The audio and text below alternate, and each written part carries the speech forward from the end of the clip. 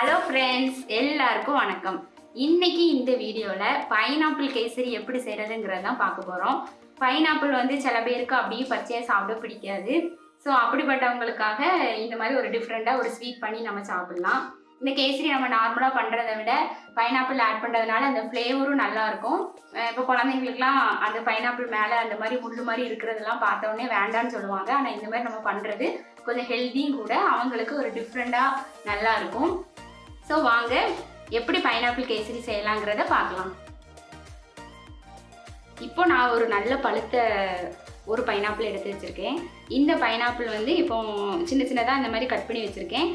இதை வந்து இப்போ மிக்ஸி ஜாரில் போட்டு அரைச்சி எடுத்துக்கலாம். இப்போ இந்த மாதிரி பைனாப்பிளை அரைச்சாச்சு. இதுக்கு தண்ணி ஊற்ற வேண்டிய அவசியம் இல்லை. தண்ணி ஊற்றாமல் இருந்தாலே நமக்கு இந்த கன்சிஸ்டன்சி வந்துடும், சூப்பராக இருக்கும்.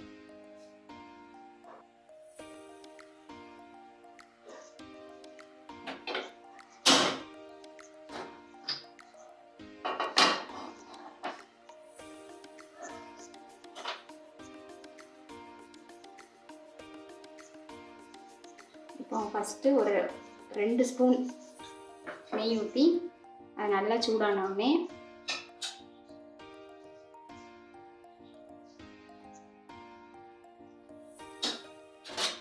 இந்த பைனாப்பிளை வந்து ஃபஸ்ட்டு நல்லா ஹீட் பண்ணி எடுத்துக்கிடணும். எதுக்குன்னா லாஸ்ட்டு நம்ம அதை சேர்த்தோம் அப்படியே பச்சை எடுத்து கேசரி கூட சேர்த்தோம் அப்படின்னா ஒரு கசப்பு தன்மை வந்துடும். அதனால் ஃபஸ்ட்டு பைனாப்பிளை ரெடி பண்ணி எடுக்கிறதுக்கு ஒரு 2 ஸ்பூன் நெய் ஊற்றி 1 ஸ்பூன் சீனி போட்டாச்சு. இப்போ இது வந்து நல்லா கரைஞ்சி வரட்டும்.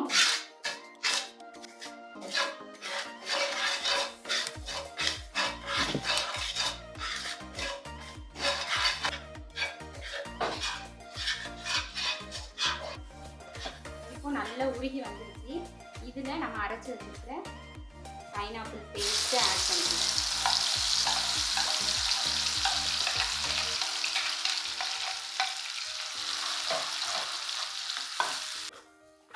இப்போ இந்த மாதிரி அரைச்சி வச்சிருக்கிற பைனாப்பிளை கிண்டி விடணும்.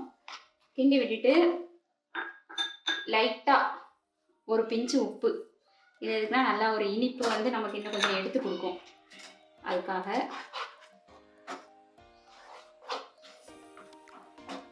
போட்டு லைட்டாக இது கொஞ்சம் வேகட்டும். இப்போ இதில் ஒரே ஒரு ட்ராப் லெமன், கொஞ்சம் லெமன். எதுக்குன்னா இந்த பைனாப்பிளை வந்து நம்ம கேசரி கூட ஆட் பண்ணும்போது இதோட கலர் வந்து சேஞ்ச் ஆகிரும். அப்படி சேஞ்ச் ஆகாமல் இருக்கணும் அப்படின்னா ஒரே ஒரு சொட்டு லெமன் இதில் ஊற்றி நல்லா இந்த மாதிரி கிண்டி வேக வச்சு எடுத்துக்கணும். இப்போ ஒரு 5 மினிட்ஸ் ஆயிடுச்சு. 5 மினிட்ஸ்க்கு அப்புறம் இதை நம்ம வேற ஒரு பவுலுக்கு அப்படியே மாற்றி எடுத்துக்கோங்க. இப்போ ரவையை வறுக்கணும். வறுக்கிறதுக்கு முன்னாடி 1 ஸ்பூன் நெய் ஊற்றி, இப்போ நான் 1 கப் ரவை எடுத்திருக்கேன். 1 கப் ரவைக்கு 1 ஸ்பூன் போட்டிருக்கேன். இந்த மாதிரி போட்டு ரவையை வறுக்கும் போது முக்கியமான விஷயம் என்னென்னா ஒரு மீடியத்தில் வச்சு வறுக்கணும். என்ன ரொம்ப ஹை ஃப்ளேமில் வச்சிடக்கூடாது. இந்த அளவுக்கு மிதமான தீயில வச்சு ரவையை நல்லா வறுத்து எடுத்துக்கோங்க.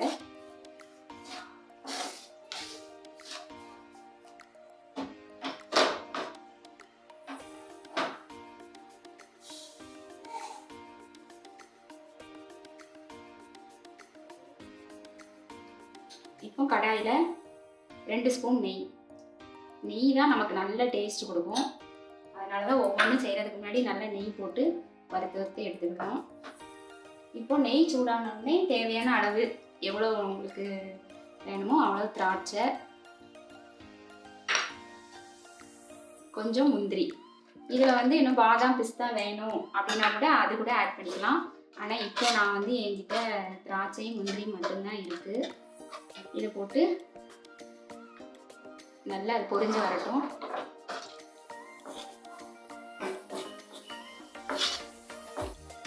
இப்போ நல்லா பொரிஞ்சு கோல்டன் ப்ரௌன் கலரில் வந்துட்டு, இப்போ இது கூட 1 கப் ரவைக்கு 2.5 கப் தண்ணி, அதுதான் சரியான அளவு.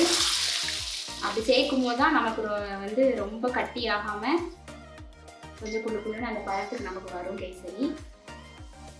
இப்போ நல்லா 2.5 கப் தண்ணி ஊற்றியாச்சு. இது நல்லா கொதிக்கட்டும். கொதித்தோடனே நம்ம வறுத்து வச்சுக்க ரவையை அதில் போட்டு கிண்டலாம்.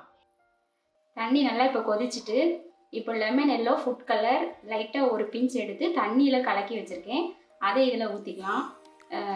சப்போஸ் உங்ககிட்ட குங்குமப்பூ இருக்குது அப்படின்னா 1 கிராம் குங்குமப்பூ எடுத்து இதே மாதிரி தண்ணியில் அதையும் மிக்ஸ் பண்ணி சேர்த்துக்கிட்டிங்கன்னா அந்த டேஸ்ட்டும் நல்லாயிருக்கும். இப்போ அது இல்லாதனால நான் ஃபுட் கலர் ஆட் பண்ணிக்கிறேன்.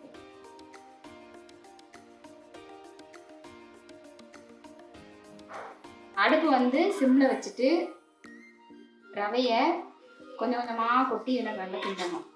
நல்லா கட்டிப்படாமல் அப்படி கிண்டிகிட்டே இருக்கணும்.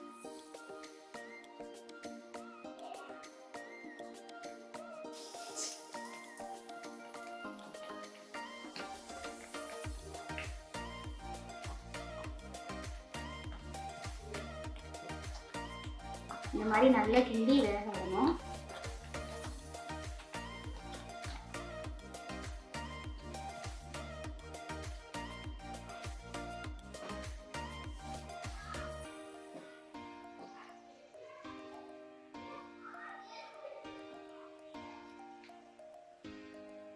இந்த மாதிரி நல்லா அடி பிடிக்காம கிண்டி கிண்டி நல்லா வேக விடணும். இப்போ ரவை நல்லா வெந்து வந்ததுக்கப்புறம் 1 கப் ரவைக்கு 3/4 கப் சீனி சேர்க்கணும். முக்கியமான விஷயம் என்னென்னா, ரவை நல்லா வெந்ததுக்கப்புறம் தான் சீனியை சேர்க்கணும். இல்லை எனக்கு சர்க்கரை பிடிக்காது அப்படின்னா நீங்கள் வெல்லம், நாட்டு சர்க்கரை அந்த மாதிரியும் போடலாம். ஆனால் அதோட டேஸ்ட்டு வேறு மாதிரி இருக்கும்.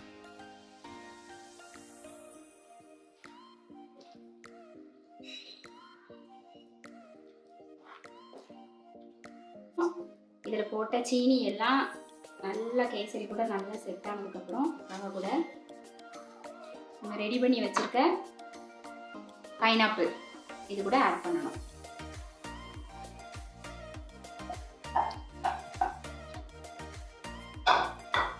ஆட் பண்ணி நல்லா கிண்டி விடணும்.